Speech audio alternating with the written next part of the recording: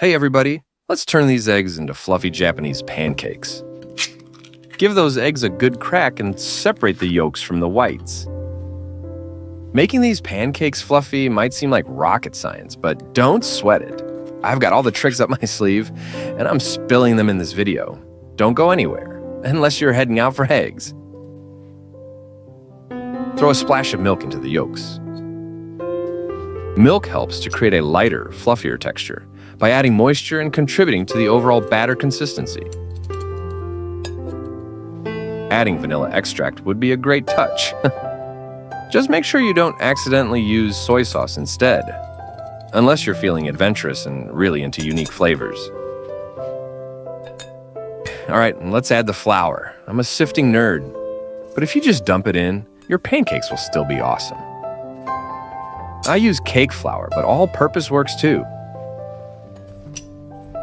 I'd suggest adding the flour little by little instead of dumping it all in at once. That way, the dough won't get too thick. We're aiming for a nice creamy consistency.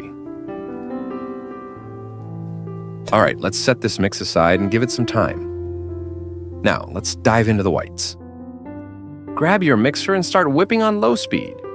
If you want to whisk by hand, go for it, but it's going to be a workout.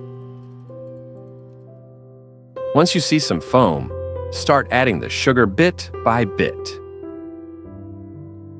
Gradually crank up the mixer speed to high. Oh, and I almost forgot. It's a really good idea to pop the egg whites in the freezer for 10 to 15 minutes before you start whipping them.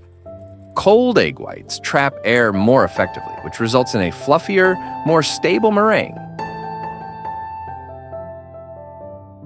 Whip the egg whites until stiff peaks, but don't go too far. Once they're shiny and can hold their shape, stop. I messed up once and whipped them too much. The batter ended up too runny. We finally made it. Add about a third of the egg whites into the egg yolk mixture.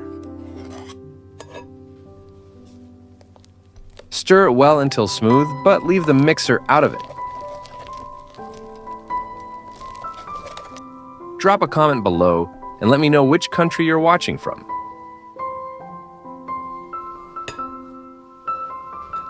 Now pour this mixture into the rest of the egg whites.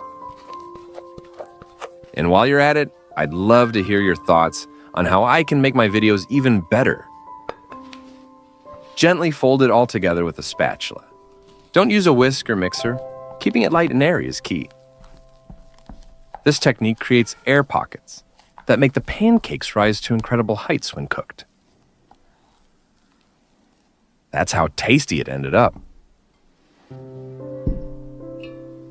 Let's grab a pastry bag, but if you're feeling rebellious, you can totally skip it and just go without.